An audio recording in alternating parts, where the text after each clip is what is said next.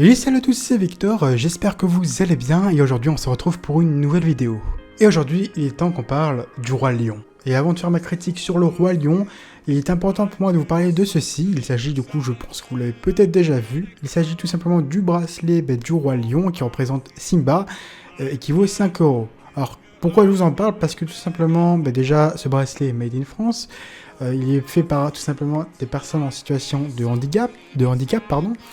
Et avec ces 5 €, tout simplement, il y a 1 € qui va partir tout simplement à la protection des lions.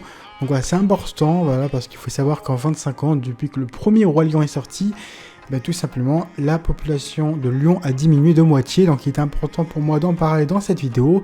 Donc voilà, si vous avez 5 € à dépenser dans quelque chose, voilà, n'hésitez pas. Je vous mettrai le lien en description, donc n'hésitez pas à l'acheter. C'est important et en plus de ça, il est stylé.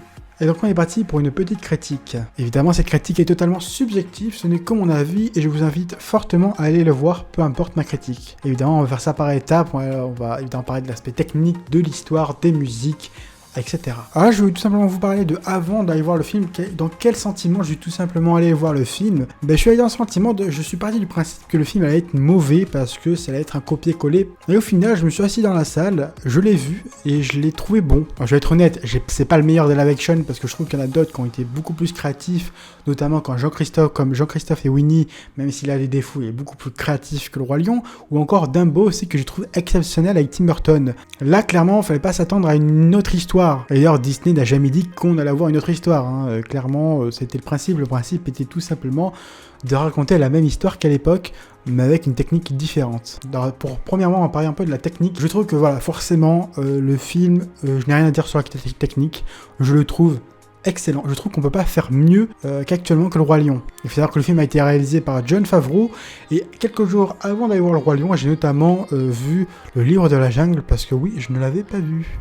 Et puis tout simplement, quand j'y repense aujourd'hui et quand je repense au Livre de la Jungle, en termes de technique, je trouve que c'est assez proche. En termes d'animaux, alors je ne sais pas du tout comment a été fait le Livre de la Jungle. Est-ce que c'était la même technique pour le Livre de la Jungle que pour le Roi Lion? Je ne sais pas du tout, mais en tout cas je trouve que tout simplement, d'un point de vue graphique, d'un point de vue réalisme et tout, c'est magnifique. Les deux films sont magnifiques. Là-dessus, je n'ai rien à dire. Disney est très fort là-dedans. À part dire bravo Disney, je ne sais pas quoi rajouter. Par contre, d'un point de vue histoire, c'est différent. Alors évidemment, l'histoire est très bonne.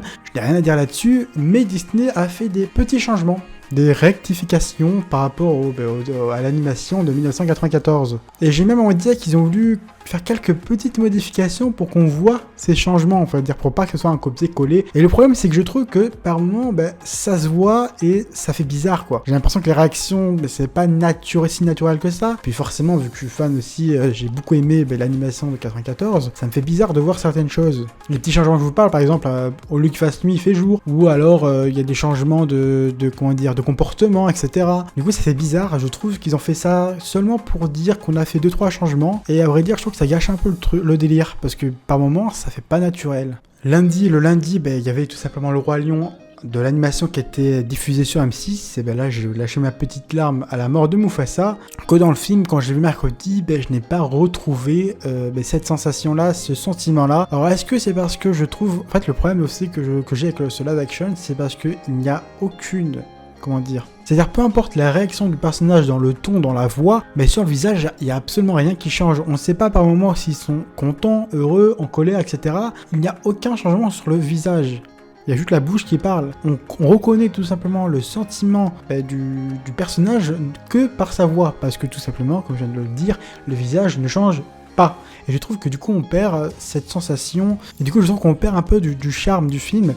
À cause de ça, je trouve que voilà, c'est un peu dommage, je sais pas comment ils auraient pu faire, c'est un peu problématique pour moi, c'est aussi pour ça que j'aime tant la première version, c'est ce que sur le visage on sait qu'ils sont contents quand ils ne le sont pas, que dans le live action on ne retrouve pas. Et c'est certainement ça qui fait que j'ai pas lâché ma larme à la mort de Mufasa, parce qu'il n'avait aucun signe de tristesse, n'a pas l'air si triste que ça sur le visage, il y a juste dans le ton, dans la voix, que je trouve il a l'air triste. Et je retrouve pas cette même sensation que j'ai quand je regarde l'animation. Puis il y a aussi quelque chose que j'aime énormément dans l'animation, c'est ce côté un peu irréaliste. Pendant les musiques, il y a une grosse colonne, une grosse pyramide d'animaux, etc. C'est ça que j'aime, c'est que c'est beaucoup plus dynamique. Là, le problème de ce live action, c'est que pendant les musiques, ils font que courir, marcher, aller dans l'eau, tourner sur eux-mêmes. Il manque quelque chose, il manque ce truc dynamique qu'il y a dans l'animation mais qu'il n'y a pas dans ce live action. J'aurais bien aimé que pendant les musiques, il y ait quelque chose d'irréaliste qui se produise. Évidemment, c'est mon côté personnel, c'est mon avis personnel. Ouais, j'aime beaucoup dans l'animation quand il y a cette pyramide d'animaux, quand il y a de la couleur, etc. Là, c'était tellement réaliste que même pendant les musiques, j'ai trouvé ça moins dynamique que dans l'animation. Côté VF, par contre, j'ai vu beaucoup de monde critiquer la VF du Roi Lion, et là je ne comprends pas parce que je trouve que la VF est plutôt bonne. Certains notamment critiquent Jamel Debbouze, mais je trouve que le rôle de Timon lui va parfaitement, ça lui correspond. C'est comme Jamel Debbouze dans Toy Story 4, je trouve que le personnage qu'il joue dans Toy Story 4, ça lui correspond énormément. Donc là je ne comprends pas la critique contre Jamel Debbouze parce que Timon, je trouve que ça lui correspond parfaitement. Après le seul truc que je n'ai pas forcément aimé, c'est quand Jamel Debbouze commence à chanter. Là forcément, c'est pas son talent quoi. Sinon d'un point de vue tout simplement plus général, forcément j'ai beaucoup aimé ce film, mais j'ai trouvé qu'il y avait quelque chose, plusieurs points qui étaient plutôt bizarres, ou qui manquaient tout simplement par rapport à l'animation. Ce côté réaliste est totalement assumé par Disney, et je trouve pas ça forcément négatif, mais comme je l'ai dit, je trouve qu'on perd du charme de l'animation, notamment sur le fait que les visages, il n'y a aucune animation sur le visage.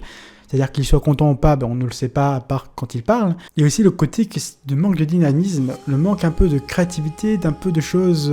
J'aurais aimé qu'il se passe encore une fois des choses irréalistes pendant les musiques. Malheureusement, c'est pas trop le cas, donc un petit peu déçu là-dessus. Mais sinon, le film est plutôt bon. Franchement, je vous conseille d'aller le voir quand même, parce que forcément, ça me rappelle quand je l'ai vu quand j'étais petit, la version animée.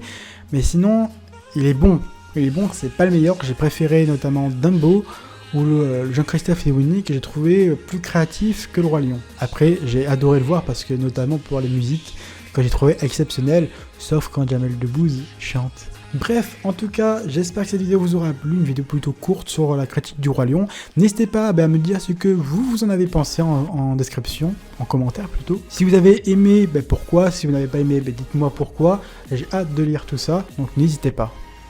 Et puis n'hésitez pas évidemment à me suivre sur les réseaux sociaux, tels que Twitter, Insta, tout est en description. Et puis évidemment, si tu veux m'aider, n'hésite pas à aller sur ma page Utip, voilà, tu peux regarder 2-3 pubs, ça m'aiderait énormément. Et puis si ce n'est pas déjà fait, n'hésite pas à t'abonner et à activer la cloche. En tout cas, nous on se retrouve très vite pour une prochaine vidéo sur Disney ou Disneyland Paris. Sur ce, ciao. J'aimerais vivre dans le monde de Disney. J'aime le monde de Disney. Je veux mon prince charmant.